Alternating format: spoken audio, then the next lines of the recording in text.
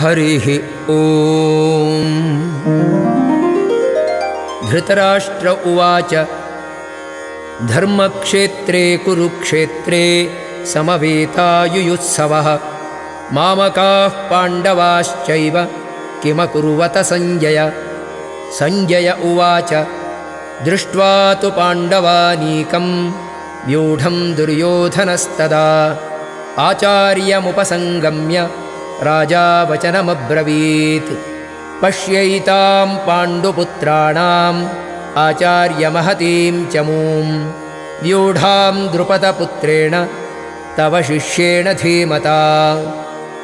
अत्र शूरा महेश्वासा भीमार्जुनसमायुधि युयुधानो विराटश्च द्रुपदश्च महारथः धृष्टकेतुश्चेकितानः काशिराजश्च वीर्यवान् पुरुजित्कुन्तिभोजश्च शैब्यश्च नरपुङ्गवः युधामुन्युश्च विक्रान्त उत्तमौजाश्च वीर्यवान् सौभद्रो द्रौपदेयाश्च सर्व एव महारथाः। अस्माकं तु विशिष्टाये तान्निबोधद्विजोत्तम नायका मम सैन्यस्य संज्ञार्थं तान् ब्रवीमि ते। भवान् भीष्मश्च कर्णश्च कृपश्च समितिञ्जयः अश्वत्थामा विकर्णश्च सौमदत्तिस्तथैव च अन्ये च बहवः शूरा मदर्थे त्यक्तजीविताः नानाशस्त्रप्रहरणाः सर्वे युद्धविशारदाः। अपर्याप्तं तदस्माकं बलं भीष्माभिरक्षितं पर्याप्तं त्विदमेतेषां बलं भीमाभिरक्षितम्। अयनेषु च सर्वेषु यथाभागम् अवस्थिताः भीष्ममेवाभिरक्षन्तु भवन्तः सर्व एव हि। तस्य सञ्जनयन् हर्षं कुरु वृद्धः पितामहः सिंहनादं विनद्योच्चैः शङ्खं दद्मौ प्रतापवान्। ततः शङ्खाश्च भैर्यश्च पणवानकगोमुखाः सहसैवाभ्यहन्यन्त सशब्दस्तुमुलोऽभवत्।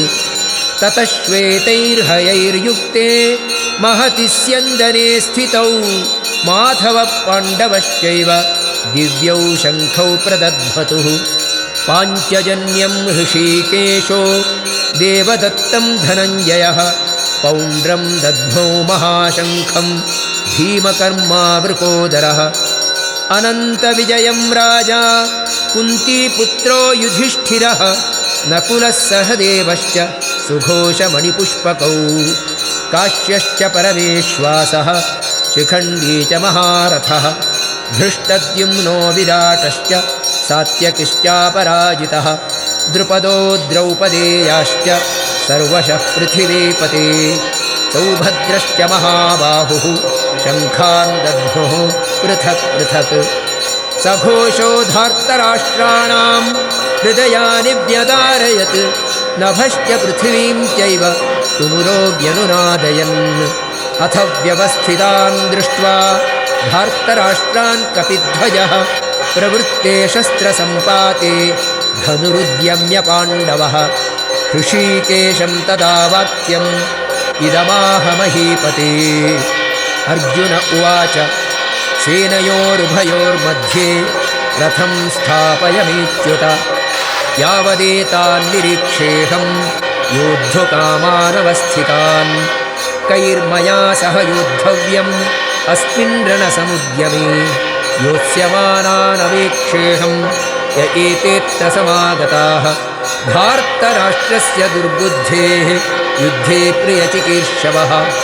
सञ्जय उवाच एवमुक्तो हृषीकेशो गुडाकेशेन भारत सेनयोरुभयोर्मध्ये स्थापयित्वा रथोत्तमम्। भीष्मद्रोणप्रमुखतः सर्वेषां च महीक्षिताम् उवाच पार्थ पश्यैतान् समवेतान् कुरूनिति।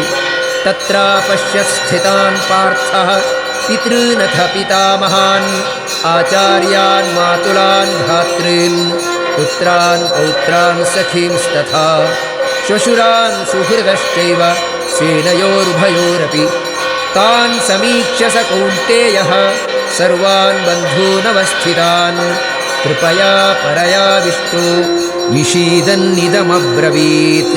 अर्जुन उवाच दृष्ट्वेमं स्वजनं कृष्ण युयुत्सुं समुपस्थितं सीदन्ति मम गात्राणि मुखं च परिशुष्यति वेपथुश्च शरीरे मे रोमहर्षश्च जायते गाण्डीवं स्रंसते हस्तात् त्वक्यैव परिदह्यते न च शक्नोम्यवस्थातुं भ्रमतीव च मे मनः निमित्तानि च पश्यामि विपरीतानि केशव न च श्रेयोनुपश्यामि हत्वा स्वजनमाहवे न काङ्क्षे विजयं कृष्ण न च राज्यं सुखानि च किं नो राज्येन गोविन्द किं भोगैर्जीवितेन वा येषामर्थे काङ्क्षितं नो राज्यं भोगाः सुखानि च त इमेव स्थिता युद्धे प्राणां त्यक्त्वा धनानि च आचार्याः पितरः पुत्राः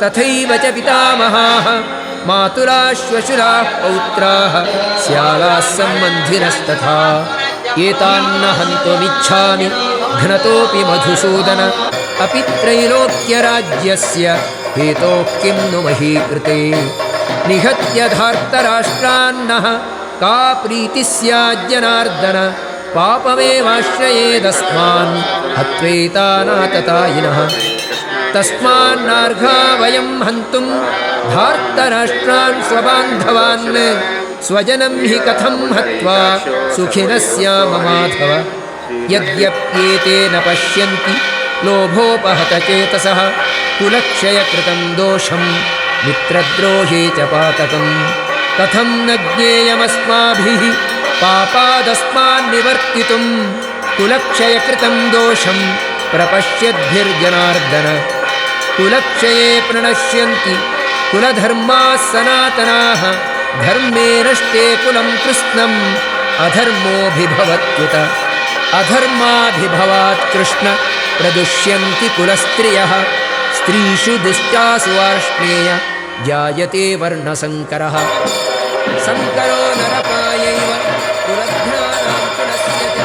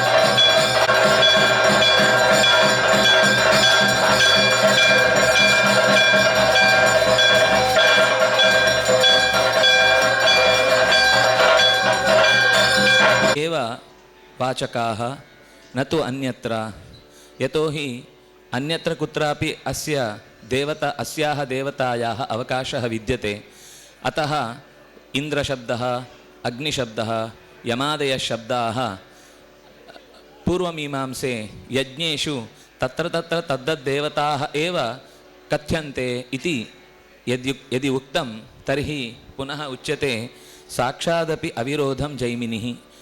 ಪೂರ್ವಮೀಮಾಂಸಾಶಾಸ್ತ್ರೆ ಯದ್ಯಪಿ ಯಜ್ಞಕರಣಸಂದರ್ಭೆ ಯಜ್ಞ ಅವಲೋಕನಸಂದರ್ಭೆ ತತ್ತದ್ದೇವತಾಃ ಏವ ತತ್ರ ಪೂಜ್ಯಾಃ ಇತಿ ವರ್ತಂತೆ ಚೇದಪಿ ನಾಗ್ನೇಯದಯಃ ಶಬ್ದಾಃ ಅಗ್ನ್ಯಾದಿವಾಚಕಾಃ. ಪ್ರಥಮತಃ ಅಗ್ನಿಶಬ್ದಃ ನ ಅಗ್ನೌ ವಾಚಕಃ ಪರಂತು ಅಗ್ನಿಮೀಳೆ ಪುರೋಹಿತಂ ಯಜ್ಞಸ್ಯ ದೇವಮೃತ್ವಿಜಂ ಇತ್ಯತ್ರ ಪುರೋಹಿತಃ ರತ್ನಧಾತಮಃ ತಗ್ನಿಃ ಇತಿ ಅಗ್ನಿಶಬ್ದಾಃ ಸರ್ವತ್ರ ಭಗವಂತಂ ಏವ ಕಥಯತಿ. ಅತಃ ತಥಾಪಿ ಸಾಕ್ಷಾತ್ ಏವ ಅನನ್ಯಯೋಗೇನ ಬ್ರಹ್ಮವಾಚಕೈಃ ವ್ಯವಹಾರಾರ್ಥಂ ಅನಭಿಜ್ಞಾನಾಚ್ಚ ಅನ್ಯತ್ರ ವ್ಯವಹರಂತಿ ಇತಿ ಅಭ್ಯುಪಗಮೆ ಅವಿರೋಧಂ ಜೈಮಿನಿಃ. ಜೈಮಿನಿಃ ಅಪಿ ಏತಸ್ಮಿನ್ ವಿಷಯೇ ಅಜ್ಞಾದಯಃ ಶಬ್ದಾಃ ಅಗ್ನೌ ವಾಚಕಃ ಪರಂತು ಪರಮಮುಖ್ಯವೃತ್ಯ ಭಗವಂತಂ ಏವ ಕಥಯತಿ ಇತ್ಯತ್ರ ಜೈಮಿನೇಃ ಅಪಿ ವಿರೋಧಃ ನಾಸ್ತಿ. ಅತಃ ಅಸ್ಮಿನ್ ಅವಸರೆ ಜೈಮಿನ್ಯೋಕ್ತ ಸೂತ್ರಾಣಾಂ ಪುನಃ ವೇದಾಂತ ಪರಿಭಾಷೆಯ ಅಪಿ ವ್ಯಾಖ್ಯಾತವ್ಯ ತೇಷಾಂ ಸೂತ್ರಾಣಾಂ ವ್ಯಾಖ್ಯಾ ಭಗವತ್ಪರತಯಾ ಕಾರ್ಯ ಇತ್ಯಪಿ ಅನೇನ ಸೂಚಿತಂ ಭವತಿ. ಅತಃ ಸರ್ವೇ ಶಬ್ದಾಃ ಭಗವದ್ವಾಚಕಾಃ ಭಗವದ್ ಅವಾಚಕಾಃ ಶಬ್ದಾಃ ಜಗತಿ ಕುತ್ರಾಪಿ ನ ವಿದ್ಯಂತೆ ಇತಿ ಅಸ್ಮಾತ್ ಜ್ಞಾಯತೆ. ಓಂ ಸ್ವಸ್ತಿ. ದೇವದೇವೋತ್ತಮ ದೇವದಾಸ ಸಾರ್ವಭೌಮ ಅಖಿಲಾಂಡಕೋಟಿ ಬ್ರಹ್ಮಾಂಡ ನಾಯಕ ಪುರಾಣ ಪ್ರಿಯ ಪುರಾಣ ಸೇವಾಮೋ ಧಾರಯ. ಓಂ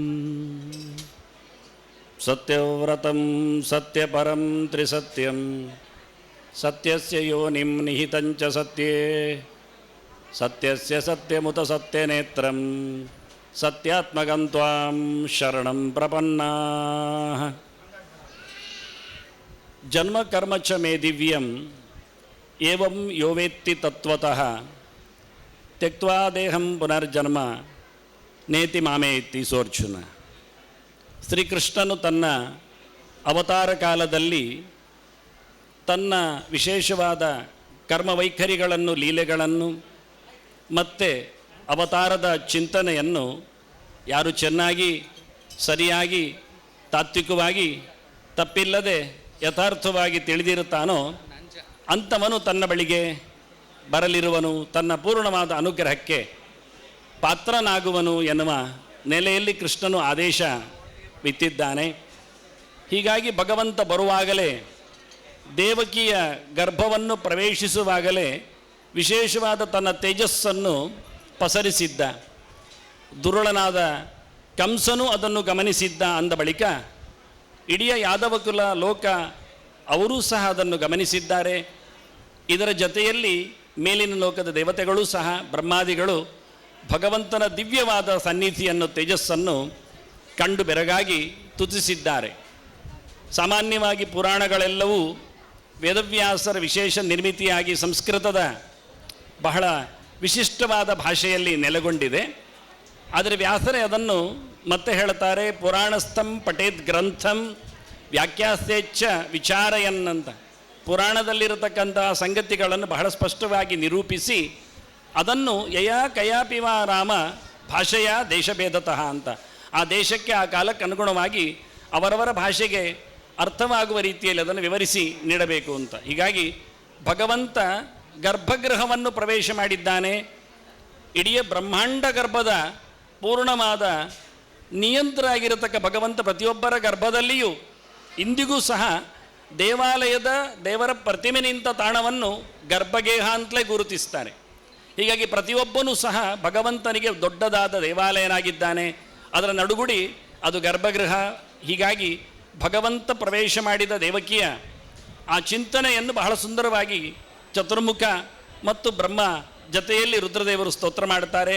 ಸತ್ಯವ್ರತಂ ಅಂತ ಭಗವಂತನ ಬಹಳ ಸುಂದರವಾದಂತಹ ವ್ರತಗಳಿಂದ ನಿಯಮಗಳಿಂದ ನಾವು ಆರಾಧನೆ ಮಾಡಬೇಕು ಅಂತ. ಇವತ್ತು ಕೃಷ್ಣಾಷ್ಟಮಿ ವ್ರತ ಅಂತ ಇದೆ. ಕೃಷ್ಣ ಜನ್ಮೋತ್ಸವವನ್ನು ಆಚರಿಸುವಲ್ಲಿ ಅದನ್ನು ಸ್ಪಷ್ಟವಾದ ದಿನದಂದು ಸ್ಪಷ್ಟವಾದ ಕಾಲದಲ್ಲಿ ನೆರವೇರಿಸಿಕೊಡುವ ಮೂಲಕ ಭಗವಂತ ಪೂರ್ಣವಾದ ಪ್ರಸಾದವನ್ನು ನೀಡ್ತಾನೆ ಅಂತ ಸತ್ಯವ್ರತಂ ಸತ್ಯಪರಂ. ನಾವು ಮಾಡುವ ಈ ನಿರ್ದುಷ್ಟವಾದ ಸೇವೆಯಿಂದ ಭಗವಂತನಿಗೇನು ಲಾಭ ಇಲ್ಲ, ನ ಪ್ರಯೋಜನವತ್ವಾತ್ ಅಂತ ವ್ಯಾಸರೇ ಸೂತ್ರದಲ್ಲಿ ತೋರಿಸಿಕೊಟ್ಟಿದ್ದಾರೆ. ಭಗವಂತ ಸತ್ ಮತ್ತು ತ್ಯತ್, ಈ ಕಾಣುವ ಕಾಣದ ಎರಡು ಪ್ರಪಂಚಗಳಿಗಿಂತ ಪಂಚಭೂತಗಳಿಗಿಂತ ವಿಲಕ್ಷಣನಾಗಿದ್ದಾನೆ. ನಮ್ಮ ಗಂಧಪುಷ್ಪ ಧೂಪದೀಪ ನೈವೇದ್ಯ ಮುಂತಾದ ಉಪಚಾರಗಳಿಂದ ಭಗವಂತನೇನು ಉಗ್ಗುವುದಿಲ್ಲ, ತಿಗ್ಗುವುದಿಲ್ಲ, ಅತ್ಯಂತ ಎತ್ತರ ಬೆಳೆಯುವುದೂ ಅಲ್ಲ. ಅದರಿಂದ ಸತ್ಯಪರಂ ಆತ ಇದ್ದಾನೆ. ನಮ್ಮೆಲ್ಲರ ಸೇವೆಗಳಿಗಿಂತ ಆಚೆ ವಿಲಕ್ಷಣನಾಗಿ ನಿಂತ ಪ್ರಪಂಚಾತೀತನಾದ ಭಗವಂತ ಸತ್ಯವ್ರತಂ ಸತ್ಯಪರಂ ತ್ರಿಸತ್ಯಂ, ಮೂರು ಕಾಲದಲ್ಲಿಯೂ ಮೂರು ಕರಣಗಳಲ್ಲಿಯೂ ಸೇವಿಸಲ್ಪಡಬೇಕು. ಅವನು ಮೂರು ಹೊತ್ತಿನಲ್ಲಿಯೂ ಭಗವಂತನ ಸೇವೆ ಆಗಬೇಕು, ಮಾನಸಿಕವಾಗಿಯೂ ವಾಚಿಕವಾಗಿಯೂ ಕಾಯಿಕವಾಗಿಯೂ. ಹೀಗೆ ತ್ರಿಕರಣಪೂರ್ವಕವಾದ ಸೇವೆಯಿಂದ ಭಗವಂತನು ಪರಿಶುದ್ಧನಾಗಿ ನಮಗೆ ಬರತಕ್ಕಂಥ ಮೂರು ಬಗೆಯ ಅವಿದ್ಯೆ ಕಾಮ ಕರ್ಮಗಳ ನಿವೃತ್ತಿಯನ್ನು ಆತ ನೀಡಲಿಕ್ಕಿದ್ದಾನೆ. ತೊಂದರೆಗಳನ್ನು ನಿವೃತ್ತಿಗೊಳಿಸ್ತಾನೆ, ತಾಪತ್ರಯದಿಂದ ಮುಕ್ತನನ್ನಾಗಿಸ್ತಾನೆ. ಹೀಗಾಗಿ ತ್ರಿಸತ್ಯಂ ಸತ್ಯಸ್ಯ ಯೋನಿಂ, ಈತ ಚತುರ್ಮುಖನಿಗೂ ಕಾರಣನಿದ್ದಾನೆ. ಜನ್ಮಾದ್ಯಸೇತಃ ಅಂತ ಹೇಳುವ ಮೂಲಕ ಇಡೀ ಜಗತ್ತನ್ನು ನಿರ್ಮಾಣ ಮಾಡಿಕೊಟ್ಟು ಜಗದೊಡೆಯನಾದ ಚತುರ್ಮುಖನನ್ನು ತಾನು ತಂದಿಟ್ಟು ನಮಗೆಲ್ಲ ಆರಾಧ್ಯನಾದವನು ಯಾರು ಅಂತ ತೋರಿಸಿಕೊಟ್ಟಿದ್ದಾನೆ. ಕಸ್ಮಾಚ್ಯುತೆ ನನಮೇರನ್ ಮಹಾತ್ಮನ್ ಗರೀಯಸೆ ಬ್ರಹ್ಮಣೋಪ್ಯಾದಿ ಕರ್ತರೆ ಅಂತ. ಚತುರ್ಮುಖ ದೇವನಿಗೂ ಪೂಜ್ಯನಾಗಿರತಕ್ಕ ಭಗವಂತನನ್ನು ನಾವು ಯಾಕೆ ಮರೆಯಬೇಕು, ಪೂಜಿಸದಿರಬೇಕು ಅಂತ ಕೇಳ್ತಾನೆ. ಅರ್ಜುನ ಪ್ರಶ್ನಿಸ್ತಾನೆ, ಆಕ್ಷೇಪಿಸ್ತಾನೆ. ಹಾಗಾಗಿ ಸತ್ಯಸ್ಯ ಯೋನಿಂ, ಜಗತ್ತಿನ ಸತ್ಯಲೋಕೇಶ್ವರನ ಚತುರ್ಮುಖನ ಕಾರಣನಾಗಿ ನಿಂತ ಅಪ್ಪನಾಗಿ ನಿಂತ ಭಗವಂತ ಇವ ನೀತಂಚ ಸತ್ಯೇ, ಜಗತ್ತಿನಲ್ಲಿ ಒಡೆಯನಾಗಿ ಚತುರ್ಮುಖನನ್ನು ಮಾಡಿದರೂ ಇಡೀ ಜಗತ್ತನ್ನು ನೋಡಿಕೊಳ್ಳುವುದರಲ್ಲಿ ಪಾಲನ ಶಕ್ತಿಯಾಗಿ ಭಗವಂತನೇ ನಿಂತಿದ್ದಾನೆ. ಹೆಚ್ಚಕಿಂಚಿತ್ ಜಗತ್ ಸರ್ವಂ ದೃಶ್ಯತೆ ಶ್ರೀಯತೆ ಪಿವ ಅಂತರ್ಬಹಿಷ್ಠ ತತ್ ಸರ್ವಂ ವ್ಯಾಪ್ಯ ನಾರಾಯಣ ಸ್ಥಿತ ಅಂತೇಳಿ ಎಲ್ಲೆಂದರಲ್ಲಿ ಕಾಣುವ ಇಡೀ ಜಗತ್ತಿನ ಅನುಭವಿಸುವ ಎಲ್ಲ ಪದಾರ್ಥಗಳಲ್ಲಿ ಭಗವಂತನೇ ತುಂಬಿ ತುಳುಕಿದ್ದಾನೆ. ಅಂತಹ ಭಗವಂತ ನೀತಂಚ ಸತ್ಯೇ. ಮತ್ತೆ ಸತ್ಯಸ್ಯ ಸತ್ಯಂ, ಇಡೀ ಜಗತ್ತನ್ನು ಮತ್ತೆ ಪೂರ್ಣವಾಗಿ ಲಯಗೊಳಿಸುವವನು ಭಗವಂತ ಇದ್ದಾನೆ. ಸಾಧಯತೀತಿ ಸತ್ಯಂ ಅಂತ ಅವಸಾಧನಾರ್ಥದಲ್ಲಿ ಸರ್ವನಾಶವನ್ನು ಸಂಹಾರ ಮಾಡುವವನು ಭಗವಂತನೇ. ಪರಿಪೂರ್ಣವಾಗಿ ಮಗದೊಂದು ಹೊಸ ಸೃಷ್ಟಿಯನ್ನು ಕೊಡಲೋಸುಗ, ಹೊಸ ಯುಗಾದಿಯನ್ನು ಮತ್ತೆ ನಿರ್ಮಿಸಲೋಸುಗ ಭಗವಂತ ಮತ್ತೆ ಸಂಹಾರದಲ್ಲಿ ನಿಲ್ತಾನೆ. ಹೀಗಾಗಿ ಸತ್ಯಸ್ಯ ಸತ್ಯಂ ಉತ ಸತ್ಯನೇತ್ರಂ, ಇಡೀ ಜಗತ್ತಿನ ಪೂರ್ಣ ಪ್ರಮಾಣದ ಸಾಕ್ಷಿ ಯಾರು? ಸಾಕ್ಷಿ ಚೇತ ಕೇವಲೋ ನೈರ್ಗುಣಶ್ಚ ಅಂತ ನೇತ್ರಸ್ಥಾನದಲ್ಲಿ ನಿಂತವ ನೇತ್ರವಾಗಿ ನೇತ್ರಸ್ಥಾನದಲ್ಲಿ ನಿಂತಿದ್ದಾನೆ. ಎಲ್ಲರನ್ನೂ ನೋಡಿಕೊಳ್ಳುವವನು ನೋಡಿದ್ದಾನೆ. ಪ್ರತಿಯೊಂದು ಅವರ ಆಗು ಹೋಗುಗಳ ವಿಚಾರಣೆ ಅದು ಭಗವದ್ ಅಧೀನವಾಗಿದೆ ಅಂತಾರೆ. ದ್ರವ್ಯಂ ಕರ್ಮಚ ಕಾಲಶ್ಚ ಸ್ವಭಾವೋ ಜೀವಯೇವಚ ಯದನುಗ್ರಹತಃ ಸಂತಿ ನ ಸಂತಿ ಯದುಪೇಕ್ಷಯ ಅಂತ ಯಾವೊಂದು ಸಹ ಭಗವಂತನನ್ನು ಹೊರತುಪಡಿಸಿ ಅದು ಸ್ವತಂತ್ರವಾಗಿ ಇಲ್ಲವೇ ಇಲ್ಲ. ಪರಿಪೂರ್ಣವಾದ ಸ್ವತಂತ್ರ ತತ್ವ ಭಗವಂತ. ಸತ್ಯಸ್ಯ ಸತ್ಯಂ ಉತ ಸತ್ಯನೇತ್ರಂ, ಅಂತಹ ಸತ್ಯಾತ್ಮಕನನ್ನು ಸತ್ಯಾತ್ಮಕಂತ್ವಾಂ ಶರಣಂ ಪ್ರಪನ್ನ ಅಂತ. ಸತ್ಯಾತ್ಮ ಅಂದರೆ ಸತ್ಯ ಅಂದರೆ ಸತ್ ಅಂದರೆ ನಿರ್ದುಷ್ಟವಾದ, ತಿ ಅಂದರೆ ಆನಂದ, ಯಾ ಅಂದರೆ ಜ್ಞಾನ. ಸಚ್ಚಿದಾನಂದ ಸ್ವರೂಪನಾದ ಭಗವಂತನು ಅಂತ ಅರ್ಥ. ಸಚ್ಚಿದಾನಂದ ಆತ್ಮೇತಿ ಮಾನುಷಯಿಸ್ತು ಅಂತ ಮುಖ್ಯವಾಗಿ ಉಪಾಸನೆ ಬೇಕಾದ ತತ್ವ ಯಾವುದು ಕೇಳಿದರೆ ಭಗವಂತ ನಿರ್ದುಷ್ಟನಾಗಿದ್ದಾನೆ, ಯಾವುದೇ ದೋಷಗಳಿಂದ ದೂರ ಇದ್ದಾನೆ, ತ್ರಿಗುಣಾತೀತನಿದ್ದಾನೆ, ಪರಿಪೂರ್ಣವಾದ ಆನಂದಗಳಿಂದ ತುಂಬಿದ್ದಾನೆ. ಹಾಗೆಯೇ ಪರಿಪೂರ್ಣವಾದ ಜ್ಞಾನಸ್ವರೂಪನು ಭಗವಂತ ಇದ್ದಾನೆ ಅಂತ ಈ ರೀತಿಯಾಗಿ ಅನುಸಂಧಾನ ಮಾಡುವ ಮೂಲಕ ಅಂತಹ ಭಗವಂತ ನಮ್ಮೆಲ್ಲರ ಸ್ವಾಮಿ, ನಮಗೆಲ್ಲತ್ತು ಯಾವತ್ತೂ ಸಹ ಉತ ಅಮೃತತ್ವ ಶೇಷಾನಃ ಅಂತ ಮುಕ್ತರ ನಿಯಾಮಕನೂ ಆಗಿ ಮತ್ತಲ್ಲಿ ಹೋಗಿಯೂ ಸಹ ಮುಕ್ತರಲ್ಲಿ ಮತ್ತೆ ಸಾಮ್ಯವನ್ನು ಪಡೀಲಿಕ್ಕಿಲ್ಲ. ಜಗದ್ ವ್ಯಾಪಾರ ವರ್ಜ ಮುಂತಾದ ತತ್ವಗಳನ್ನು ಹೇಳುವ ಮೂಲಕ ವ್ಯಾಸರು ಭಗವಂತ ವಿಲಕ್ಷಣನಿದ್ದಾನೆ. ಅಖಿಲಾಂಡ ಕೋಟಿ ಬ್ರಹ್ಮಾಂಡ ನಾಯಕನಾದ ಭಗವಂತ ಎಂದಿಗೂ ಸಹ ಜೀವಸಾಮಾನ್ಯನಾಗಿ ನಿಲ್ಲುವುದೇ ಇಲ್ಲ. ಅಂತಹ ಸತ್ಯಾತ್ಮನನ್ನು, ಪರಿಪೂರ್ಣ ಆನಂದ ಸ್ವರೂಪನಾದ ಭಗವಂತನನ್ನು ಬ್ರಹ್ಮಾದಿಗಳು ಚಿಂತನೆ ಮಾಡಿದ್ದರಂತಹ ಭಗವಂತ ಎಲ್ಲರ ಗರ್ಭಗೃಹದಲ್ಲಿ ನಿರಂತರವಾಗಿ ಸುಪರ್ಣ ಸಯುಜ ಸಕಾಯ ಅಂತ ಶ್ರುತಿಯ ಮೂಲಕ ಅವನು ಬಿಂಬಸ್ವರೂಪನಾಗಿ ನಮಗೆಲ್ಲ ದರ್ಶನಕ್ಕೆ ಯೋಗ್ಯನಾಗಿ ಇಂತಹ ಹೊಸ ಸಂವತ್ಸರದ ಆದಿಯಲ್ಲಿ ಎಲ್ಲರಿಗೂ ಆತನ ದರ್ಶನ ಆಗುವ ಭಾಗ್ಯ, ಅದಕ್ಕೆ ಬೇಕಾದ ಶ್ರವಣ ಮನನ ನಿಧಿಧ್ಯಾಸಗಳ ಉಪಾಸನೆಯ ಮುಖಗಳು ಸಿಗುವಂತಾಗಲಿ. ಮತ್ತೆ ವಂದನೆಗಳು. ಶ್ರೀಕೃಷ್ಣ ಅರ್ಪಣಮಸ್ತು. ನಾರಾಯಣ. ಗದ್ಯಪ್ರಿಯ ಗದ್ಯ ಸೇವಾಮೋ ಧಾರಯ ಜನಾಭಿಮತಾನುರೂಪ ಸ್ವರೂಪ ರೂಪ ಗುಣ ವಿಭವೈಶ್ವರ್ಯಶೀಲ. ಕೃಷ್ಣ ಜಗತ್ತಿನ ಎಲ್ಲ ವ್ಯವಸ್ಥೆಯನ್ನು ಗಟ್ಟಿ ನಿಲ್ಲಿಸುವುದಕ್ಕಾಗಿ ಚಾತುರ್ವರ್ಣ್ಯವನ್ನು ನಿರೂಪಿಸಿ ಅವನ ದಿವ್ಯ ಕರ್ಮಗಳ ಬಗ್ಗೆ ನಿರೂಪಣೆ ಮಾಡುವಾಗ ಚಾತುರ್ವರ್ಣ್ಯಂ ಮಯಾ ಸೃಷ್ಟಂ ಅನ್ನುವ ಸೃಷ್ಟಿಯ ಮಹತ್ವವನ್ನು ಹೇಳ್ತಾ ಮೊದಲು ಗುಣಗಳ ಚಿಂತನೆಯನ್ನು ಮಾಡಿದರು. 18ನೇ ಅಧ್ಯಾಯದ ಕೊನೆಯಲ್ಲಿ ಕರ್ಮಗಳ ವ್ಯವಸ್ಥೆಯನ್ನು ಮಾತಾಡ್ತಾ ಯಾರ ಸ್ವಭಾವ ಸಹಜವಾದ ಕರ್ಮ ಅದು ಈ 4 ಮುಖಗಳಲ್ಲಿ ತೆರೆದುಕೊಳ್ಳುತ್ತೋ ಅವನು ಆಯಾ ವರ್ಗದಲ್ಲಿ ಸೇರ್ತಾನೆ ಅನ್ನೋದನ್ನು ಹೇಳ್ತಾ, ಬ್ರಾಹ್ಮಣ ಕ್ಷತ್ರಿಯ ವಿಷಾಂ ಶೂದ್ರಾಣಾಂಚ ಪರಂತಪ ಕರ್ಮಾಣಿ ಪ್ರವಿಭಕ್ತಾನಿ ಸ್ವಭಾವ ಪ್ರಭವೈರ್ಗುಣೈ. ಅವರವರ ಸ್ವಭಾವದಿಂದ ಉತ್ಪನ್ನಗೊಂಡಂತಹ ಕರ್ಮಗಳಿಗೆ ಅನುಗುಣವಾಗಿ ಅವರು ಆಯಾ ಸ್ಥಾನಗಳನ್ನು ಹೊಂದುತ್ತಾರೆ. ಅದರಲ್ಲಿ ಅವರ ಮಾನವೀಯ ಗುಣಗಳು ಅಂತ ಹೇಳಬೇಕಾದಾಗ ಮೊದಲೊಮ್ಮೆ ಪ್ರಹ್ಲಾದ 30 ಗುಣಗಳನ್ನು ಹೇಳ್ತಾ, ಇದು ನರಾಣಾಮಪಿ ಸರ್ವೇಷಾಂ, ಎಲ್ಲರಿಗೂ ಸಂಬಂಧಪಟ್ಟ ಗುಣಗಳು ಅಂತ ಹೇಳಿ ಅದರ ಮತ್ತೆ ಮೇಲ್ಮೈಯ ಚಿಂತನೆಯನ್ನು ಕೊಡುವಾಗ ಶಮೋ ದಮಸ್ತಪಶೌಚಂ ಕ್ಷಾಂತಿರಾರ್ಜವಮೇವ ಚ ಜ್ಞಾನಂ ವಿಜ್ಞಾನಮಾಸ್ತಿಕ್ಯಂ ಬ್ರಹ್ಮಕರ್ಮ ಸ್ವಭಾವಜಂ.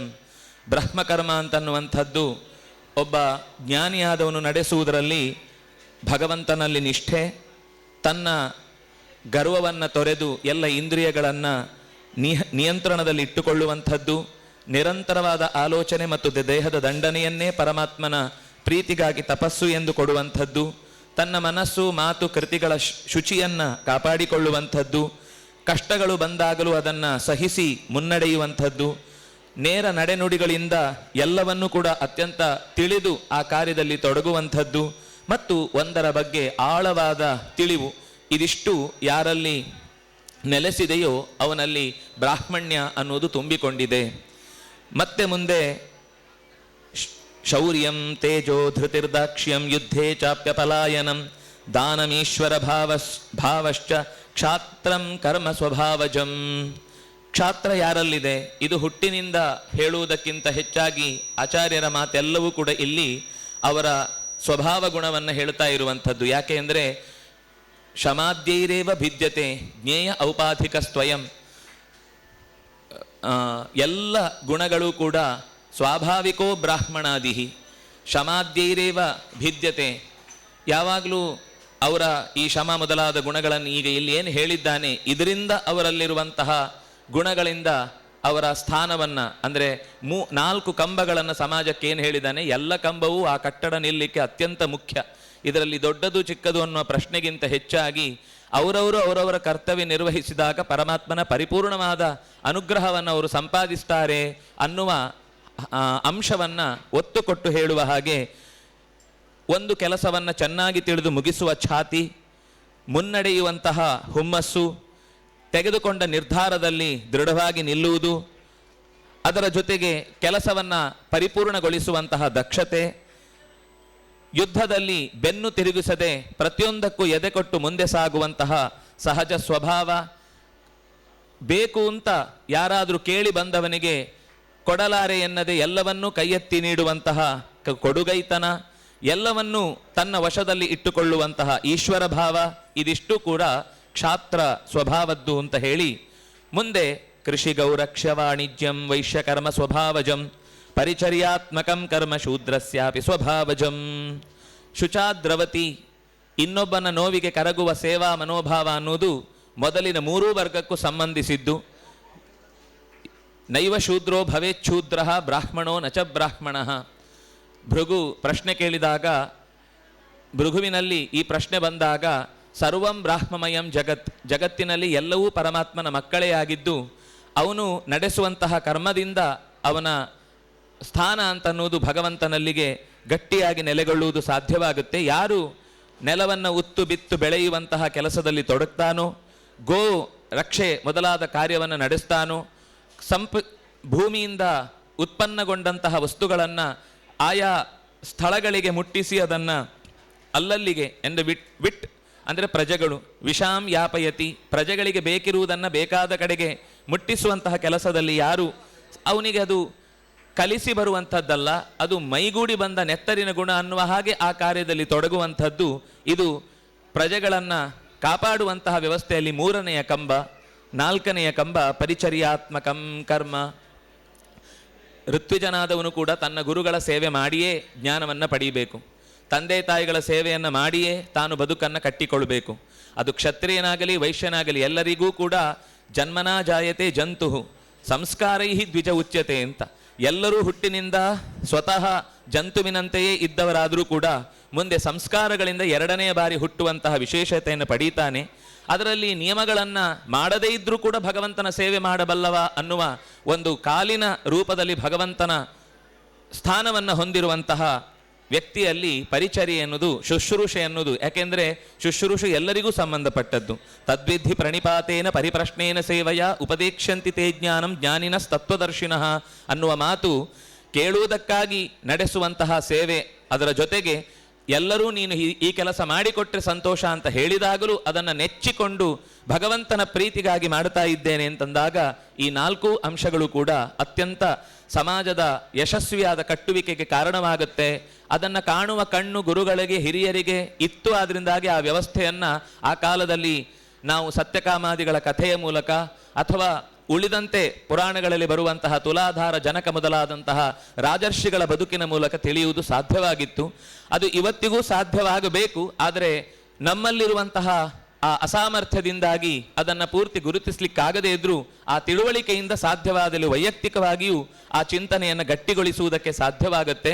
ಅದನ್ನು ಭಗವಂತನಿಗೆ ಒಪ್ಪಿಸಲಿಕ್ಕಾಗಿ ಈ ವರ್ಣಗಳ ನೆನಪು ಹೊರತು ಸಮಾಜದಲ್ಲಿ ಅಧಿಕಾರ ಸ್ಥಾನಮಾನಗಳನ್ನು ಪಡೆಯುವ ಹಿನ್ನೆಲೆ ಬಿಟ್ಟು ಜ್ಞಾನವನ್ನು ಪಡೆಯಲೇಬೇಕು, ಭಗವಂತನಿಗೆ ನಾನು ಶರಣಾಗಿ ಅವನನ್ನು ಒಲಿಸಿಕೊಳ್ಳಲೇಬೇಕು ಅನ್ನುವ ಹಠದಿಂದ ಈ ಪ್ರಾರ್ಥನೆಯನ್ನು ಅವನಲ್ಲಿ ಸಲ್ಲಿಸಿದಾಗ ಈ ವರ್ಣಧರ್ಮಗಳ ಚಿಂತನೆಯನ್ನು ಕೃಷ್ಣ ಸ್ಪಷ್ಟವಾಗಿ ಕೊಟ್ಟದ್ದು ನಮಗೆ ಮತ್ತಷ್ಟು ಮನದಟ್ಟಾದೀತು ಅಂತ ಹೇಳ್ತಾ ಭಗವಂತನಲ್ಲಿ ಈ ಮಾತುಗಳನ್ನು ಅರ್ಪಿಸ್ತಾ ಕೃಷ್ಣಾರ್ಪಣಮಸ್ತು. ಓಂ ಸ್ವಸ್ತಿ.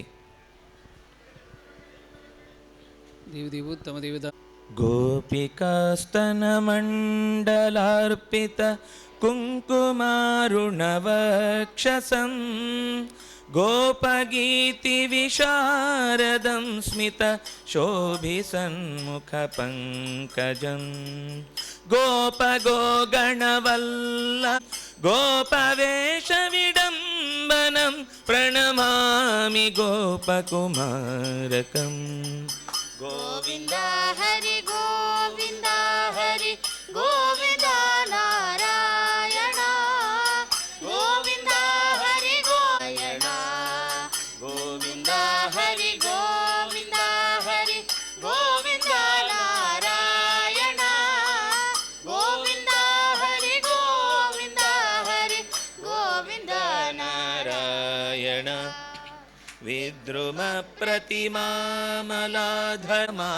ನಿಜಾಕೃತಿಂ ವಿದ್ರುಮ ಕ್ಷಿತಿ ಭಾನುಮಂಡಲ ವ್ರತಂ ತಿಗ್ಮದೀಧಿತಿ ಮಂಡಮಾಮಿ ಗೋಪಕುಮಾರಕಂ.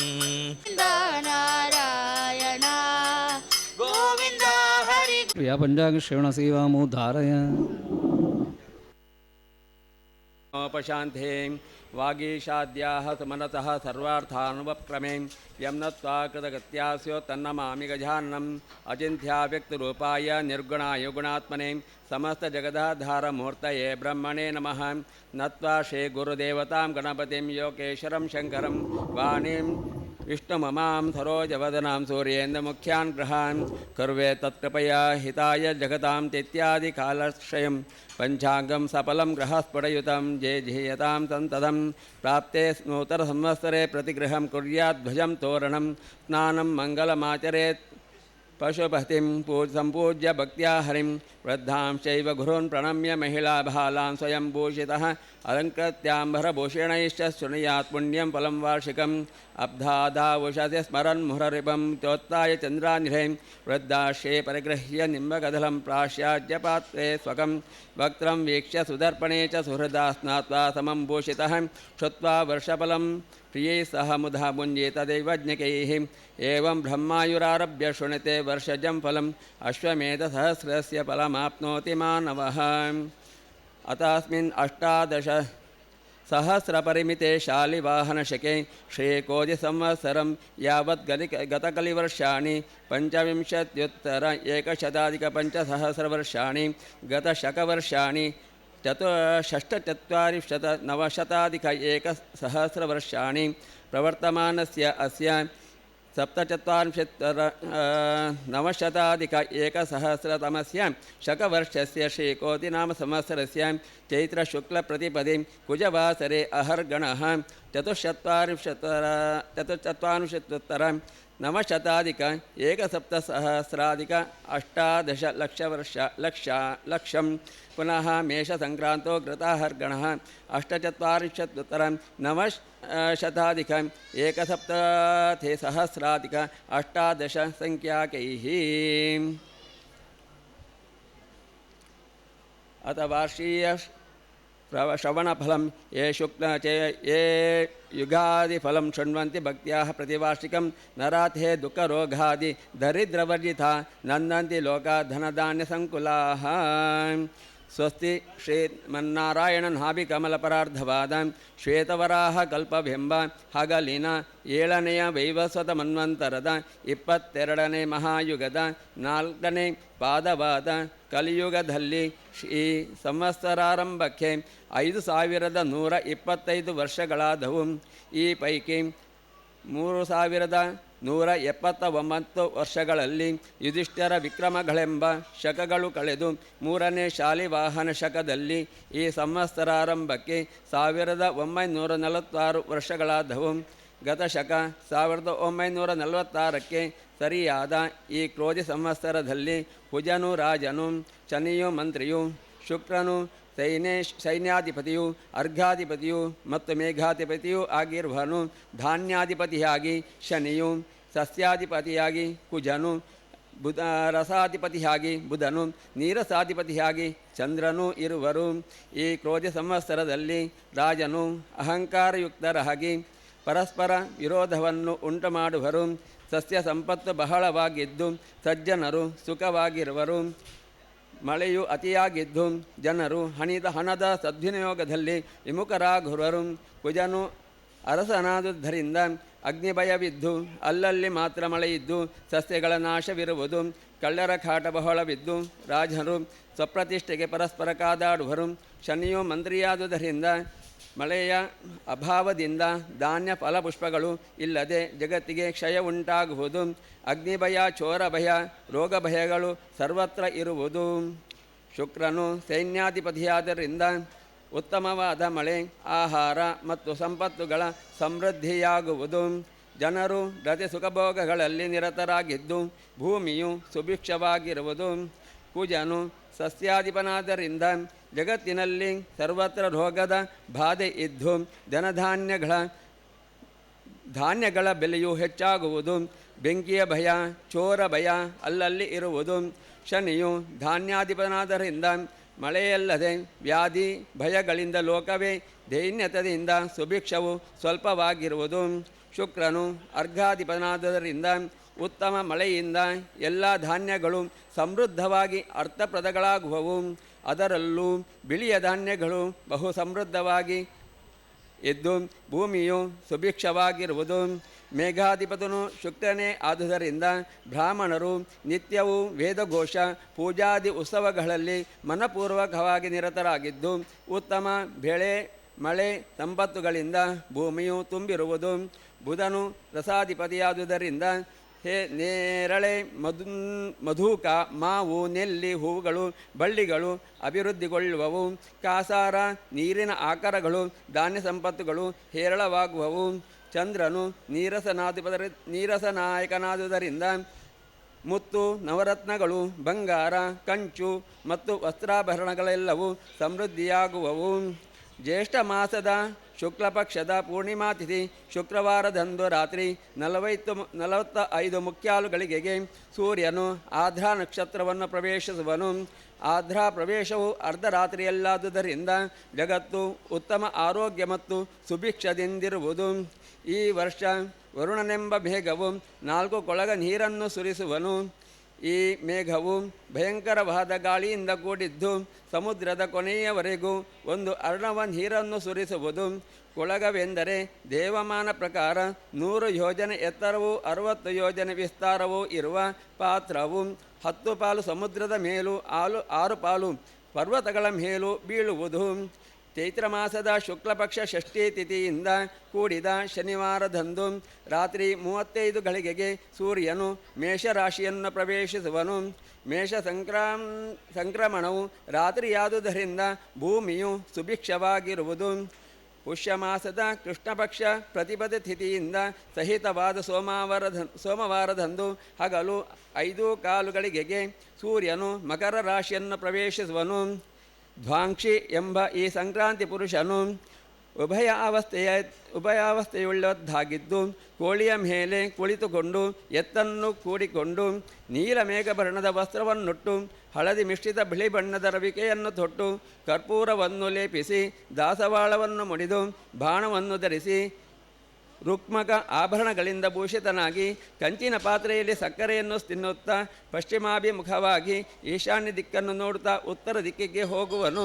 ಹಿಂದೆ ನೋಡುತ್ತಿರುವ ಪುರುಷಾಕೃತಿಯ ಈ ಸಂಕ್ರಾಂತಿ ಪುರುಷನ ಈ 60 ಯೋಜನ ವಿಸ್ತಾರವುಳ್ಳದ್ದಾಗಿ 9 ಭುಜ, 1 ಮುಖ, ಜೋಲು ತುಟಿ, ದೀರ್ಘ ನಾಸಿಕವು ಆಗಿರುತ್ತದೆ. ಸಂಕ್ರಾಂತಿ ಧರಿಸಿದ ವಸ್ತುಗಳಿಗೆ ಅತ್ಯಂತ ಬೆಲೆಯುಂಟಾಗುವುದು. ಆ ಎಲ್ಲ ವಸ್ತುಗಳು ನಾಶವು ಉಂಟಾಗುವುದು. ಗುರುವು ಮೇಷರಾಶಿಯಲ್ಲಿರುವಾಗ ಆಡುಗಳ ನಾಶ, ರಾಜರಲ್ಲಿ ಕಲಹಗಳು ಉಂಟಾಗುವವು.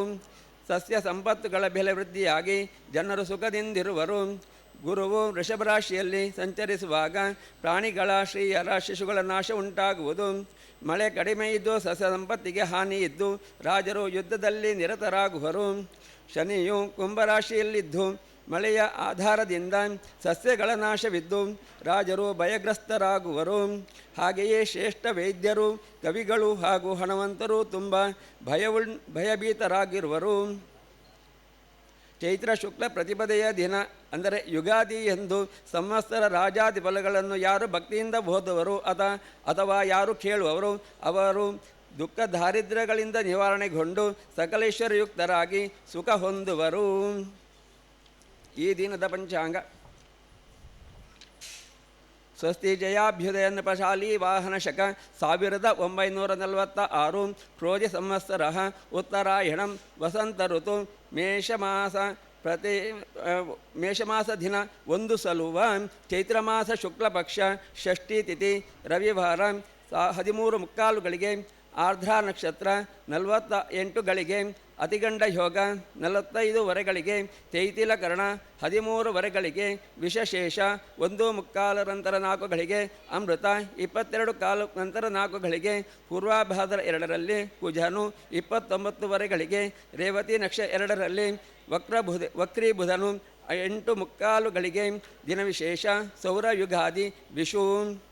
ನಾಳೆಯ ದಿನಾಂಕ 15 ಕ್ರೋಧಿ ಸಂವತ್ಸರದ ಉತ್ತರಾಯಣ ವಸಂತ ಋತು ಮೇಷಮಾಸ ದಿನ 2 ಸಲುವ ಚೈತ್ರ ಮಾಸ ಶುಕ್ಲಪಕ್ಷ ಸಪ್ತಮಿ ತಿಥಿ ಸೋಮವಾರ 15 ಗಳಿಗೆ ಪುನರ್ವಸು ನಕ್ಷತ್ರ 52 ಗಳಿಗೆ ಸುಕರ್ಮ ಯೋಗ 41 ಗಳಿಗೆ ವಣಿಜಕರಣ 15 ಗಳಿಗೆ ವಿಷ 20 ಗಳಿಗೆ ನಂತರ 4 ಗಳಿಗೆ ಅಮೃತ 15 ಗಳಿಗೆ ನಂತರದ 4 ಗಳಿಗೆ.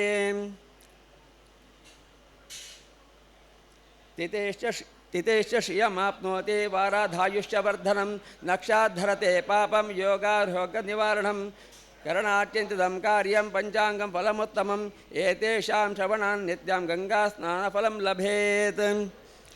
ಅಂತೆಯೇ ತಿಥಿ ಶ್ರವಣದಿಂದ ಸಂಪತ್ತು ಹೆಚ್ಚಾಗಿ, ವಾರ ಶ್ರವಣದಿಂದ ಆಯುಷ್ಯ ಹೆಚ್ಚಾಗಿ, ನಕ್ಷತ್ರ ಶ್ರವಣದಿಂದ ಪಾಪ ನಿವಾರಣೆಗೊಂಡು, ಯೋಗ ಶ್ರವಣದಿಂದ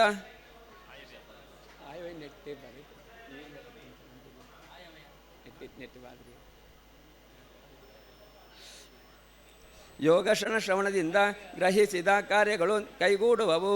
ಅಲ್ಲದೆ ಪಂಚಾಂಗವೆಂಬ ಈ 5 ಶ್ರವಣೇನ ಮಾರ್ಗೇಣ ಮಹೇಶಾಃ ಗೋಬ್ರಾಹ್ಮಣೇಭ್ಯ ಶುಭಮಸ್ತು ನಿತ್ಯಂ ಲೋಕಾ ಸಮಸ್ತ ಸುಖಿನೋ ಭವಂತು ಸಮಸ್ತ ಸನ್ಮಂಗಲಾನಿ ಭವಂತು. ಶ್ರೀಕೃಷ್ಣ ಸ್ಮರಣಾತ್ ಭವೇತ್ ಆಪಾದಮೌಲಿಪರ್ಯಂತಂ ಪ್ರಣಶ್ಯಂತಿ ಸಿದ್ಧ್ಯಂತಿ ಚ ಮನೋರಥಾಃ. ಶ್ರೀ ಗುರುಭ್ಯೋ ನಮಃ. ಇವತ್ತು ನೂತನ ಸಂವತ್ಸರ ಕ್ರೋಧಿ ನಾಮ ಸಂವತ್ಸರ ಪ್ರಾರಂಭವಾಗ್ತಾ ಇದೆ. ಎಷ್ಟೋ ಜನರಿಗೆ ಹೆದರಿಕೆ ಆಗ್ತದೆ. ಕ್ರೋಧಿ ಎಂಬ ಈ ಹೆಸರನ್ನು ಕೇಳುವಾಗ ಅನೇಕ ಜನರಿಗೆ ಹೆದರಿಕೆ ಆಗುವುದುಂಟು, ಕ್ರೋಧ ಜಾಸ್ತಿ ಆಗ್ತದೆ ಅಂತ ಹೇಳಿ. ಹೌದು, ಕ್ರೋಧ ಯಾವುದರ ಮೇಲೆ ಅಂದರೆ ದುಷ್ಟಶಕ್ತಿಗಳ ಮೇಲೆ ಕ್ರೋಧ ಎಂಬುದು ಜಾಸ್ತಿ ಆಗ್ತದೆ ಅಂತೇಳಿ ಅರ್ಥ. ಆದ್ದರಿಂದ ಅಂತಹ ದುಷ್ಟಶಕ್ತಿಗಳನ್ನು ನಾವು ನಿವಾರಣೆ ಮಾಡತಕ್ಕಂತಹ ಸಂವತ್ಸರ ಇದು. ಆದ್ದರಿಂದ ಯಾರು ದುಃಖ ಅಥವಾ ಭಯ ಪಡತಕ್ಕಂತಹ ಪ್ರಸಂಗ ಇಲ್ಲ. ಆದ್ದರಿಂದ ದುಷ್ಟಶಕ್ತಿಗಳ ದಮನ ಈ ಸಂವತ್ಸರದಲ್ಲಿ ಆಗ್ತದೆ ಅಂತ ಹೇಳಿ ನಾವು ಅರ್ಥವನ್ನು ಇಟ್ಟುಕೊಂಡರೆ ಈ ಸಂವತ್ಸರ ಅತ್ಯಂತ ಶುಭದಾಯಕವಾಗುವುದರಲ್ಲಿ ಸಂಶಯ ಇಲ್ಲ. ಶ್ರೀಕೃಷ್ಣನ ಗೀತೆಯ ಸಂದೇಶವನ್ನು ನಾವೆಲ್ಲರೂ ಕೂಡ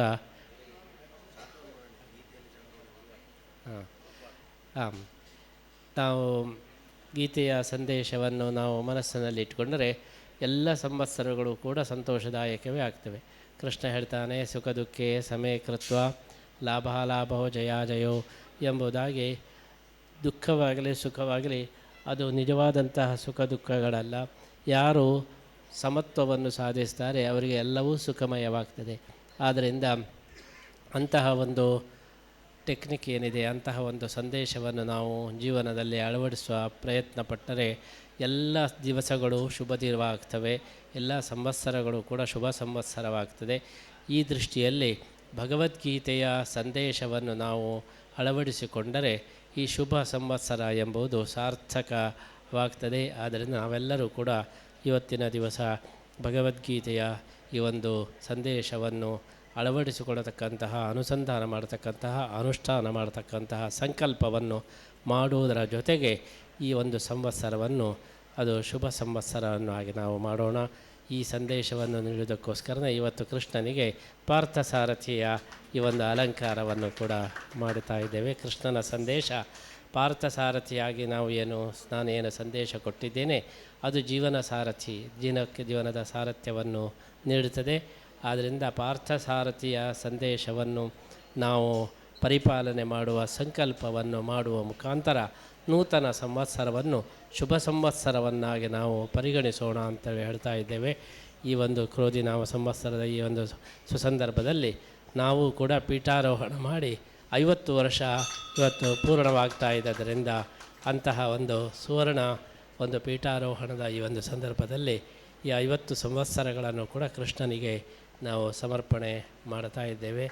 ಅವನ ಒಲಿಮೆಯಿಂದಾಗಿ ಈ 50 ಸಂವತ್ಸರಗಳನ್ನು ನಾವು ಕೃಷ್ಣನ ಸೇವೆಗೆ ವಿನಿಯೋಗಿಸಲಿಕ್ಕೆ ಸಾಧ್ಯವಾಯಿತು.